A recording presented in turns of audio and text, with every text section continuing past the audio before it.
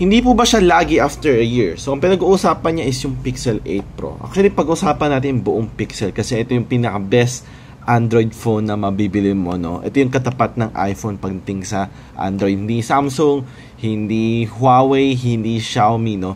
Google, okay? Sino gumawa ng Android? Google. Okay? Google phone. I-explain ko sa inyo yung Android in the simplest way, no? Kasi ang Android, may iba-ibang klaseng Android yan. Iba yung Android ng Xiaomi, iba Android ng Samsung, iba Android ng Google Pixel. I-compare natin yung Android sa potato chips, di ba? Sa potato chips, merong original flavor, merong salt, or merong barbecue, di ba?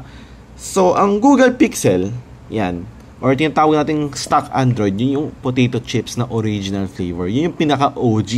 Yan yung tinatawag na stock Android. Malinis, walang bloatwares, wala yung mga apps na hindi mo uninstall sa cellphone mo, nagpapabagal sa cellphone mo, yung mga apps na dumodoble kasi nga hindi mo ma-delete yung isa. And then meron tayong Android sa Samsung. Ito yung mga parang ibang flavor ng potato chips, barbecue flavor. So iniiba-iba nila yung mga features, iniiba-iba nila yung interface, naglalagay sila ng mga Samsung apps na hindi mo nga ma-delete. Itong mga apps na to, nagpapabagal to sa cellphone mo. Diba, sa Samsung, may sarili silang gallery, may sarili silang, sariling browser. What if kung sanay ka sa Gmail, sanay ka sa Google Chrome, edi kailangan mo i-install yun, edi meron ka ng dalawang browser. So, it's very common misconception na lahat ng Android phones ay pare-parehas lang. Okay? So, probably, kung itong brand na to, naglalag siya after a year, hindi man ibig sabihin nun, mga ibang phone, maglalag na rin siya, no? Hindi naman naging nakadepend sa hardware.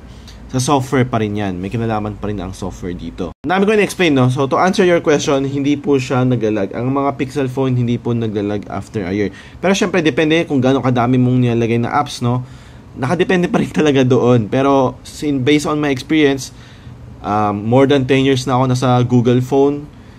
And wala namang problema, no? Hindi mo ako nagkakaroon ng problema. It's not the fastest processor na makikita mo sa isang Android phone or iPhone.